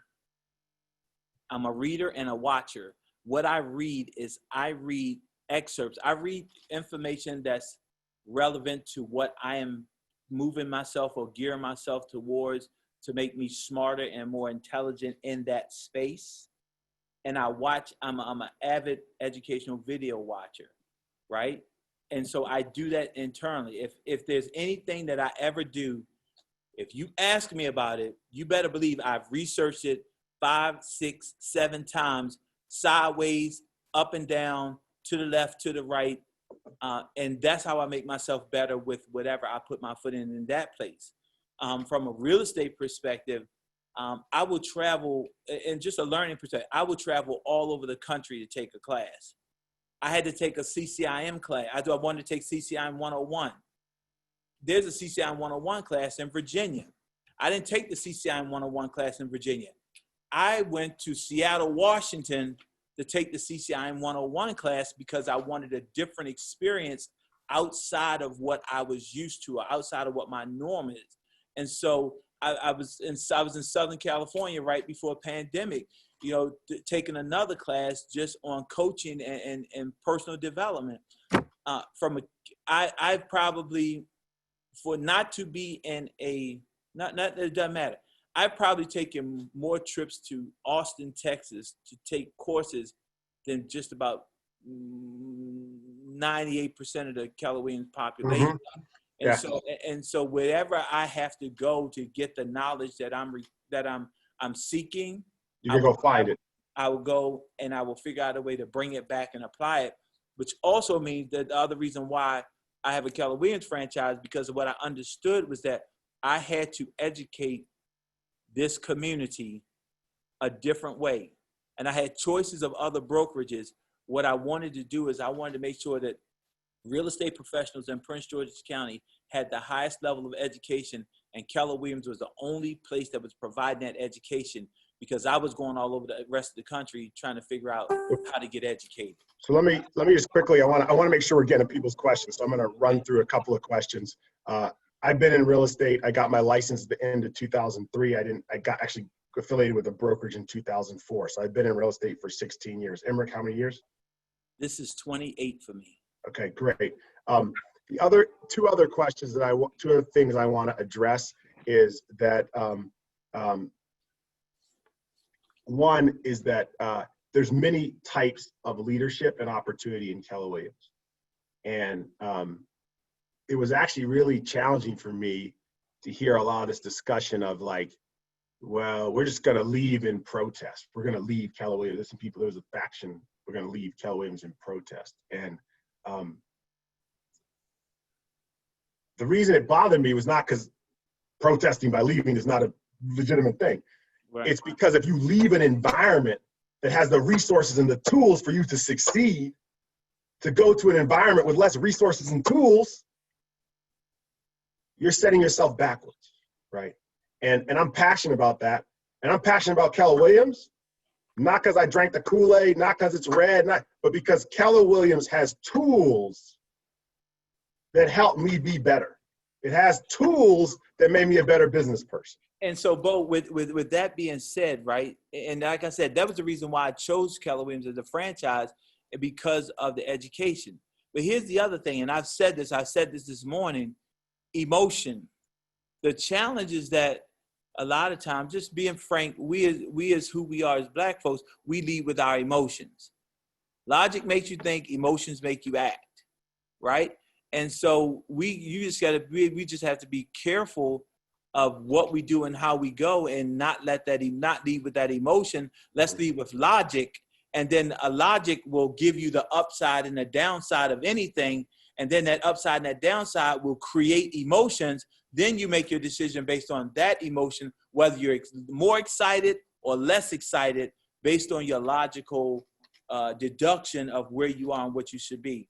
So I want to tackle, there's one other really tough question. I know people are Right. going to need to probably start getting off soon. I'm here for another half hour if you need me to be. Right. But I want to tackle this question that someone asked. They said, as somebody who has a diverse client base, do I feel that protesting, virtually or otherwise, would alienate my client base? And do I stay quiet because I'm afraid I would lose clients? And so I want to say two things. One that's important for the Keller Williams people that are on here to know. And I don't mind sharing it, because I think it's really important for people to know. Sunday night, after going back and forth all day with his communications team because he wanted to make a statement, Gary Keller called Kimber and I on the phone. And the conversation went something like this. Hey, it's Gary Keller. I'm deeply hurt, troubled, and saddened by what's going on.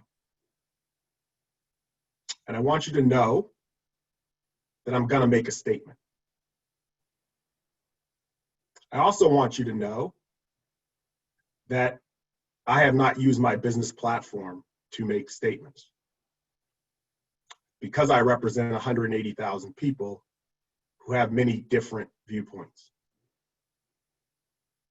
But I refuse to be morally agnostic. And so I must make a statement. But I want you to make no mistake, I'm aware that that statement will upset some people in my company. That statement will offend some people in my company, and that I may lose them. But I'm prepared to make that, to have that happen, because right is right. So, courage is a leadership trait. And I talked to the RDs today, and I said, you need to have two things. You have heart, and you got to have courage. So courage is important.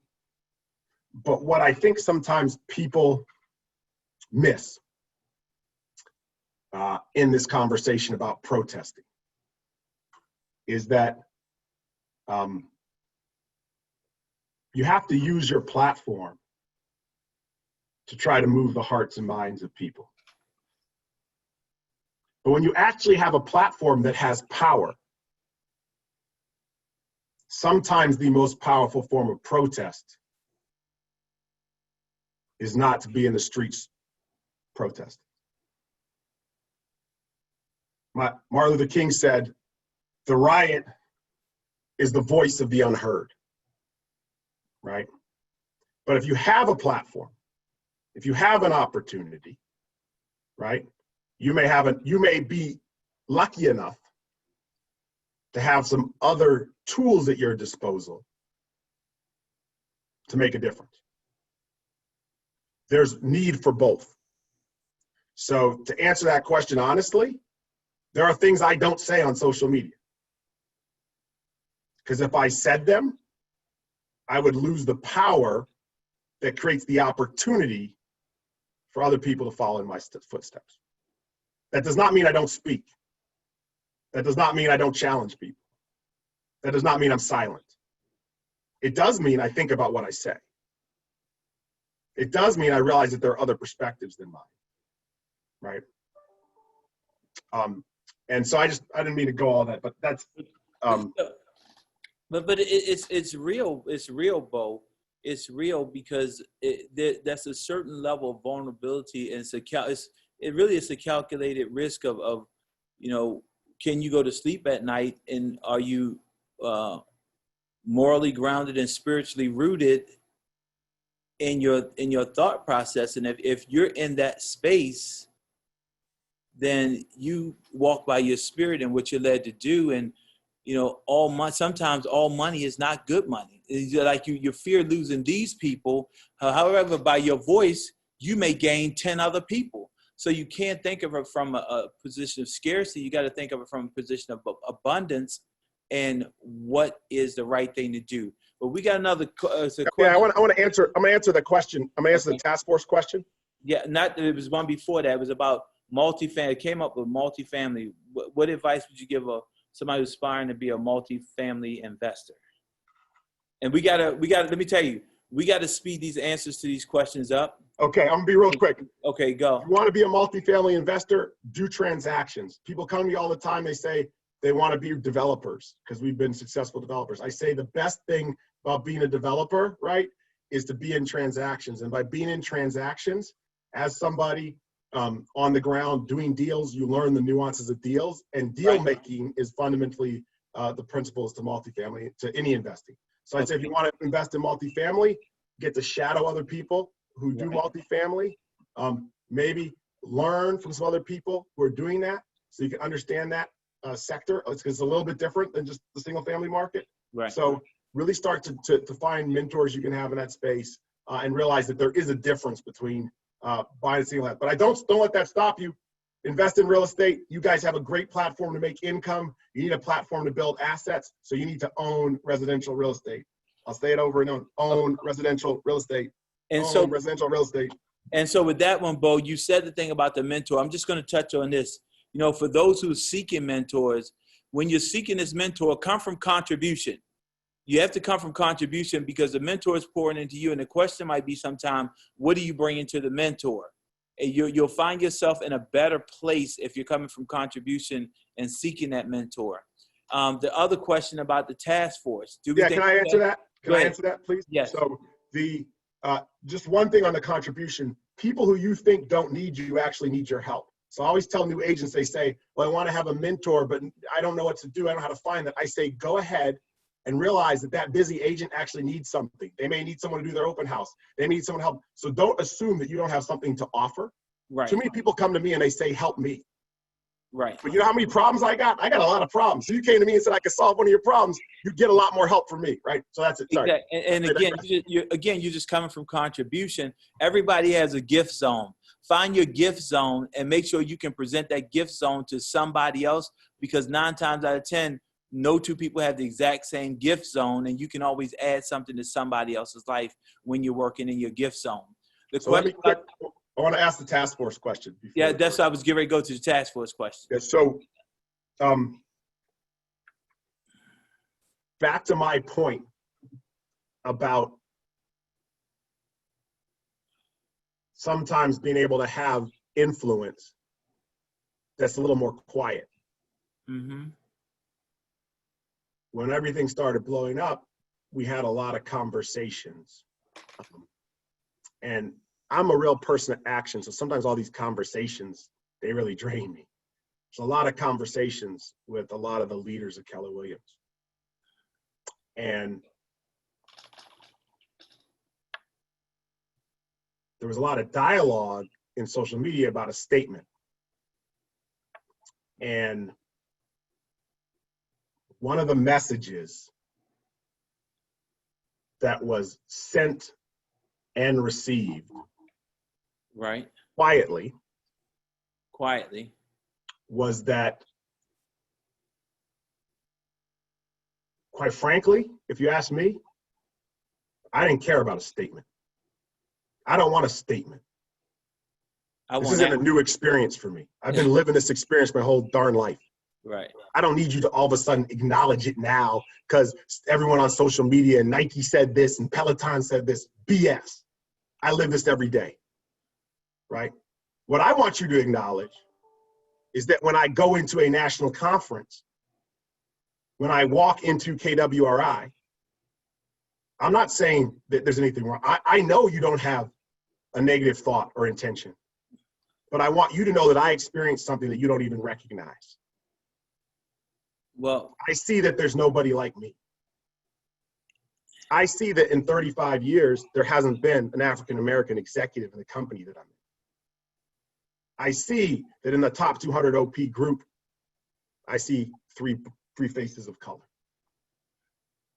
And that's not because somebody's wrong. It's not because they're bad. It's because they never looked at it that way. well, you know what? And when true leaders Uh, all of a sudden get to see something differently than the way they saw it before, right. they take action. And here's the And thing. that's your task force. And the thing with that, Bo, and the thing with that for some people is that they get disenchanted. You know, I belong to a couple of other organizations. You know, I belong to I'm a member of NARAB. I remember other, you know, not minority, black organizations. And I used to get beat up with this conversation with that say, well, Keller Williams is the white company. And that was the conversation. And I had to look at it and say, no, it's not the white company. It's the company of people who choose to be learning based, right? And in that space of what you're, just like what you're saying, and just for those, just to educate those, this is a battle. This conversation is a conversation I've been having for 16 years, starting with Mark Willis. And so so we're clear, there is strides. I believe now there are six. Eight. It's eight now. Yeah, it was 6. They just hired 2 more, so it's 8. Anyway, and I want to check people for a second, Right. just so people can understand. There's 8. Right. There's 8. That's not good enough. But I want to be very clear to you. Berkshire Hathaway just ran a marketing campaign around the first African American to ever own a franchise in Berkshire Hathaway. If you're confused about our industry, right. if you're confused about where your opportunities are, right? 8 ain't great. No, 8 ain't great, but it's a lot better than what you're going to see anywhere else in major real estate companies. And I'm not stopping there. I'm not taking that and saying kudos Keller Williams. Hell no, I'm going to push you, right? Because it's nowhere near where it should be. And nowhere where it could be. And that comes back to our conversation of, you know, are you ready? Are you ready to walk through the door when the door opens, and that door is called opportunity? Are you ready to walk through the door? So it goes both ways. But that conversation about the task force. Yeah, can I add something on the task force? Because technically I'm supposed to be right. So John Clyde. Bring some clarity. Yeah, John Clyde and Kimber are the chairs, the national chairs of the task force. So let me be clear on that, if anyone's confused. So, and I am the third. I'm the support. I'm the bag. I carry the bag for John Clyde and Kimber. So there's 3 of us on that, but Kimber's going to lead it from our standpoint because I think the 2 of them are the right people to be out front in that.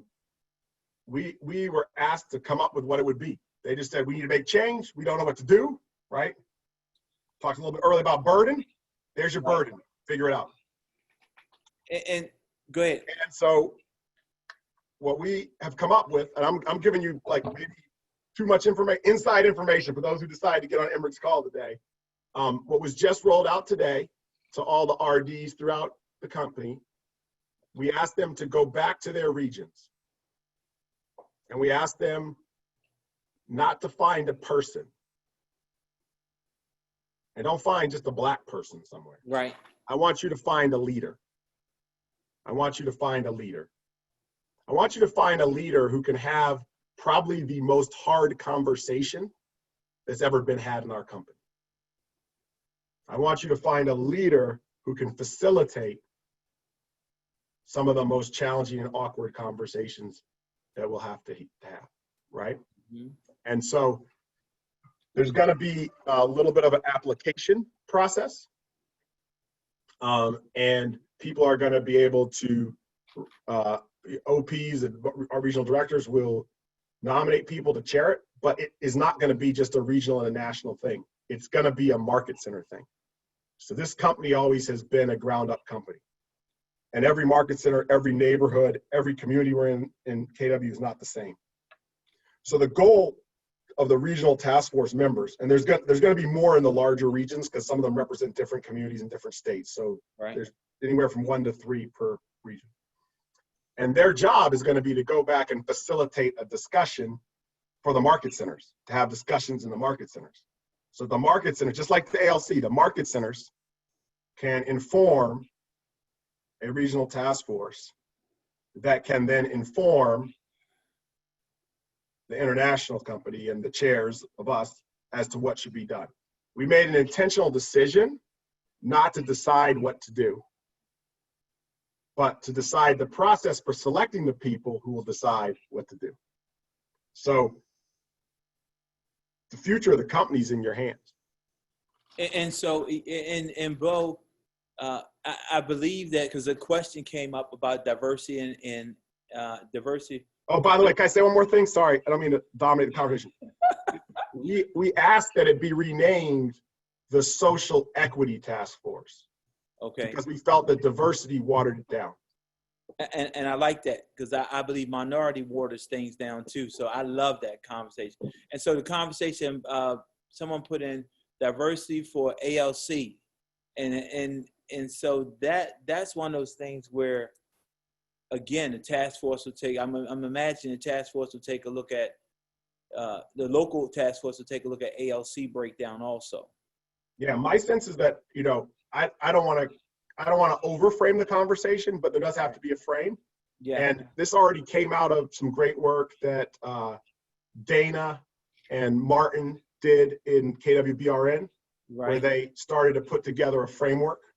So Martin Weldon, Dana, Alan Johnson, Lorenzo, a bunch of a group of people, Olga, started to put together a framework that said there's kind of 3 big buckets, right? Right. One bucket is about better understanding the opportunity paths in KW so that people can navigate them. Better understanding the opportunity path. So one is knowledge of what is available. Right. Number 2 is training and engagement so that we can develop more leaders. Mm. And number 3 is encouragement of more diversity in the upper echelons of our company. Those were the 3 things they came up with. Right. I'm sure that the task forces will come up with more. And I believe something that I really respected about Gary Keller is he didn't just say, here's what we're going to do for Keller Williams, right? You guys know how Gary Keller thinks. He said, how can we lead the way for the industry? So he challenged us to not just think about diversity in Keller Williams, but to think about diversity in the real estate industry writ large. And then, wait a minute. There's a question that came back around. So this came back to another question that's been sitting here for a while, Bo, about, and it came back, this is shifting gears. The question came up, how do you start have a successful team? What does it take to run a $100 million team, or how do you even get to a $100 million team? So that's a question. In my world, it took having some good partners and marrying the right person. No,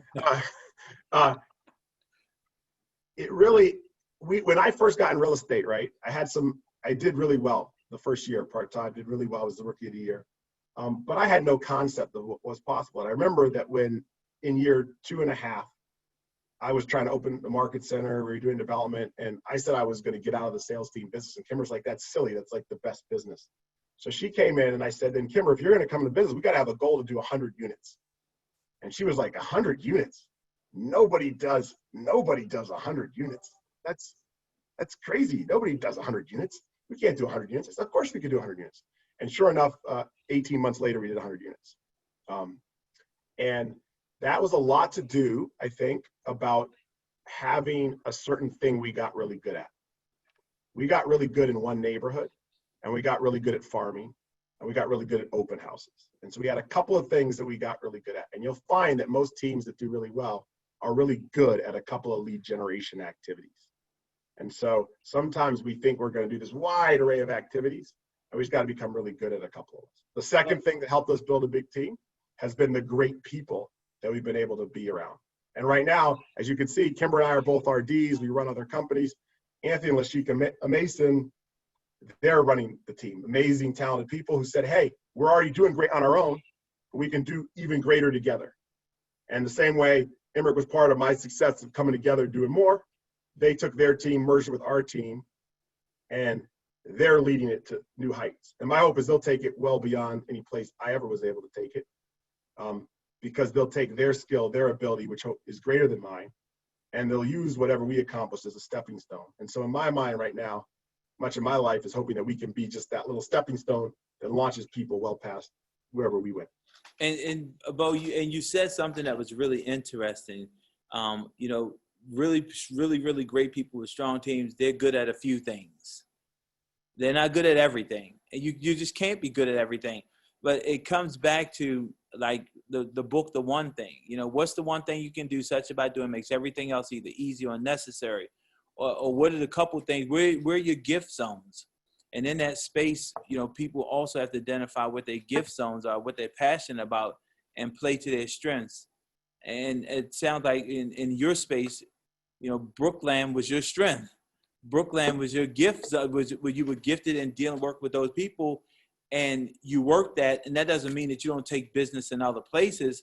It just means that you grab your foothold and you work your foothold and work it in such a way where it multiplies in transaction, it multiplies in fruit.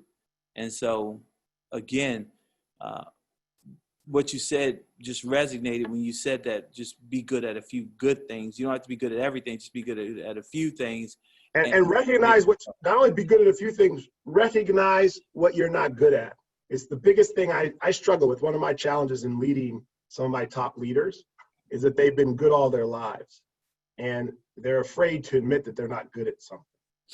And at the higher levels of success, you need to be amazing at the part you're amazing at. And you got to know what you're not good at, because you're not going to be amazing at it all. And so many people are trying to do it all. They don't realize they need other people who are amazing at different things than them to build something impressive. And I think we had an hour and a half now, so we probably should be winding a little bit. And yeah, that's an important thing, whether we're talking socially, whether we're talking professionally, whether we're talking about at home. And this is going a different way. When we're working our gift zones, we're gifted in the place that we're gifted. The real gift and talent comes in is when you can recognize other people that are in your space and you can hand the task over to them and take your hands off of it, and you do what you do best and they do what they do best. And then you come back and you meet somewhere around the corner in the end, when you have this phenomenal business, where you have this phenomenal team, you have this phenomenal real estate company, and you have the ability to empower people at a totally different level because you weren't the one hoarding all the power. I love it. I love it. And so in that vein of bringing in, somebody asked a couple of questions in the Q&A about getting started with the task force. There's going to be more coming out about that, but someone also asked a question about professionals. So there's two things that we're going to do with the task force. Try to get KWU to create some materials that are an overview of racial equity, that talk about some of the concepts and perspectives around racial equity. And then two, we're going to bring in a group that's skilled in appreciative inquiry. And the appreciative inquiry is going to be the process through which the task forces will design the the work plan. So appreciative inquiry is an interesting way of building of basically like crowdsourcing information to get it back into a focused plan. So if you want to look it up, you can look up appreciative inquiry. But that is the process. Someone asked about process, and there'll be outside resources involved in helping to give people some resources for that. Right. And so in talking about resources, Bo, Keller Williams has and this is not a Keller Williams commercial, but Keller Williams has this plethora of opportunities for people all over through market centers, whether it be MCA team leader, productivity coach, MCA. And somebody said, just identifying gifts and talents. Do you use the CV process to identify gifts and talents? I'll take part of it, you take part of it. But in that space of using the CV process with gifts and talent, you absolutely have to use it, because when you use CV to identify where people are, the truth is they're not just telling you where they are, where they are and what their gifts and talents are. It's reflective in their responses, and through self-discovery, as you take them to that place, you get a better understanding of who they are and what they wish to become. The key part about using the CV process is you have to take the time to learn the CV process so that you can identify what that represents. And the only way that you can do that is you just have to do enough career visioning. You have to career vision enough people and take the exercise long enough to be able to understand and discern, or be able to help people understand, discern where their gift zones might be, and more importantly, where they might fit into your organization. So using the CV process is an absolute must, because it will reveal things that just an ordinary conversation would never reveal, because we don't have the right conversations. And with that being said, whether it be talking about the pandemic, whether we be talking about CV and this whole conversation, the thing is, conversations, in the absence of a conversation, ignorance prevails. And so if you're not doing CV and you're not having that conversation, the ignorance prevails from where that person is or what that person could become, and you never tap into true potential using people where they really could be used. What's your thought on CV, Bo? My thought is that whenever I have something that's really important in my life, I want to have a process. Because when I have a process and a model, it allows me to not think about all the stuff I'm doing and get it right. So if you think about it, when you fly a plane, the pilot doesn't just remember to check the different things, right? He doesn't remember, he uses a checklist, right? He is trained, he's going to use his skill, but he doesn't try and use up his mental energy making sure he's got everything done. So for me, CV was a process, it was a structure, it was a system for the most important part of my business, which is people, that allowed me to master it and go forward. And I'm a very entrepreneurial guy. Like I one of the best gifts of Keller Williams for me has been the gift of models and systems. Because models and systems, for me, they didn't constrain me, they actually gave me more lift. They allowed me to do more and to be more creative. And so by following a system, I'm able to really listen, because I'm not worrying about what the next step in the process is. I'm really able to dig deep in the different things. So if you probably know me, there's two things that I'm passionate about in Keller Williams: wealth building and CV. Because to me, leverage and wealth building are the two things that separate those at a high level from those who don't make it to a high level. And so those, I can't say enough about CV. And so right now we at 6:00. Close it out. We gotta close it out, Emmerich. Closing thoughts. We gotta shut this down. For me, you close it out. You close, and I gotta collect some. I gotta phrase this right. So you. All right. So Emmerich wants to. That's code for Emmerich wants to have the last word. First of all, I thank all of you for getting on and for sticking with it this long. I'm amazed by the engagement. I'm also really heartened that there was a great diversity of people on this call from different perspectives and different backgrounds with different energy. So thank you all for joining, because I think change today starts with a conversation, right?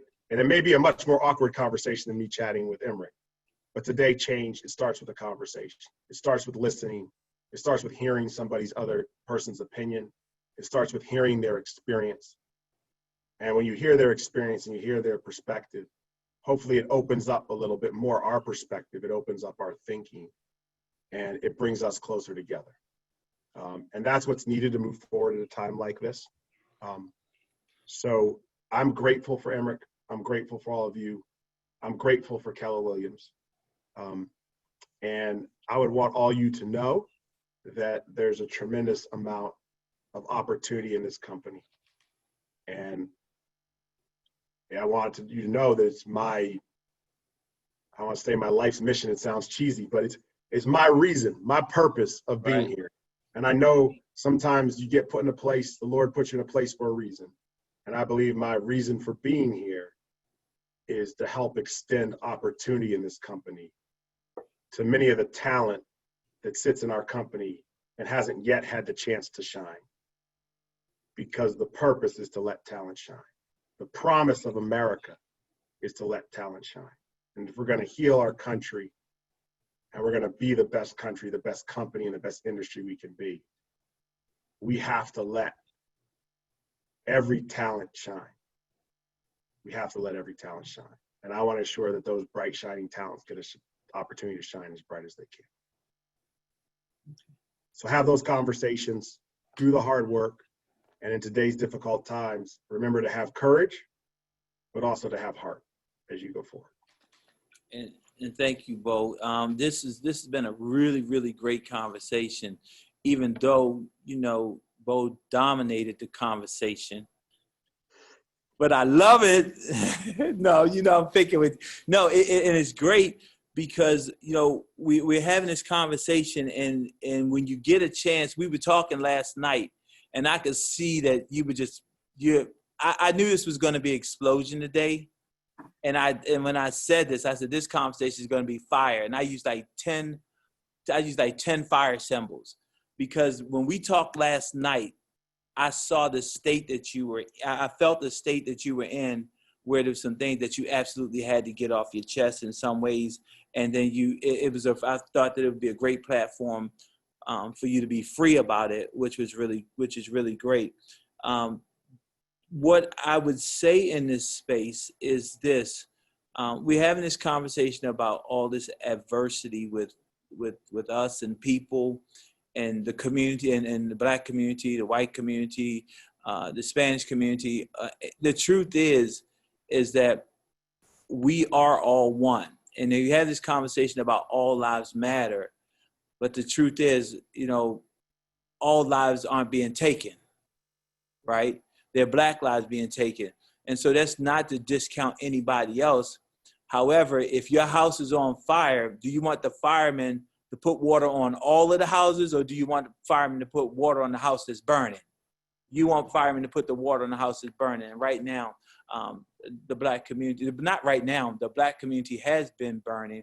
And it's just a great thing that there's an awareness of that. And the question becomes, people say, well, how can I help? What can I do? Everybody wants to chip in a different way. The way that people can chip in a different way is if you chip in locally and hyper locally. You can't, I get it that there's something going on in New York. I get it, there's something going on in Minnesota. However, if you're not doing the work at home, that brings up a different issue.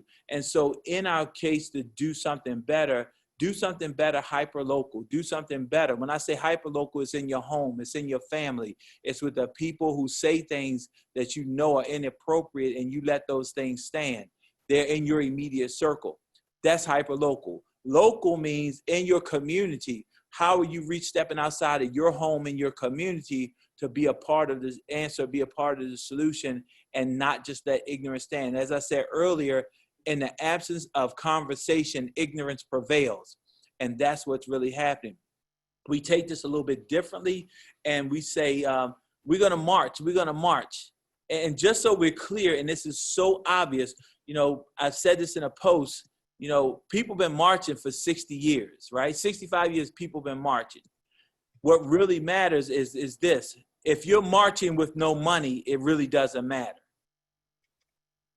What makes the march matter as much is when the money comes and the money follows the march. And then there are people who like Gary Keller who step out on a limb and they make a statement and he influences 180,000 people. When you have people who have a major platform, when they come out and they start speaking, people start to listen. And you might say, well, that's not money. It is money. Because when you influence 180,000 people, that's a lot of pocketbooks. That's a lot of wallets. That's a lot of bank accounts. And people start to listen. And the power for us and the power for people, the power in the vote and the power in the pocketbook. If you want to make something magic happen, hit people financially. It works all the time. And so, Bo, I want to thank you for coming out and engaging in this conversation and really for a lot of places, carrying the conversation in a place. When we got on the phone yesterday, we said the questions will dictate the conversation, and it did. And I appreciate the conversation. I think everybody else appreciates the conversation. And, as always, as a friend, we bring our own special sauce to the party. And I believe that's what's happened. We can't make this our last conversation. That's happy to do another one. It's gonna have to be a little shorter, but I'm happy to do another one. Yeah. That's because I let you rant. You let me ramble. You let me dominate the conversation. That's what messed it up. Hey guys, I want to say thank you. I want to say thank you, Emric. I want to say thank you to all of you, and I want to remind you that right now the world needs you more than ever. Right? The people around you need you more than ever. This company needs you more than ever. Right? This industry needs you more than ever. So I know it's hard. I know people are hurting, but take those hard steps, do those hard things, because you guys matter. There we go. It's great. Talk to you guys later. See you later. See you on the chat. Matter of fact, go in, since we did everything, we promote a lot Facebook, go on Facebook and talk about this conversation and let people know what they missed. And then they'll let them know that they should tune into the next one. This is no fluff. This is no BS. Thank you guys for being here. Thank you, Bo. Thank you, BRN. Thank you for all of the visitors that are in our space. Great job, Bo. All right.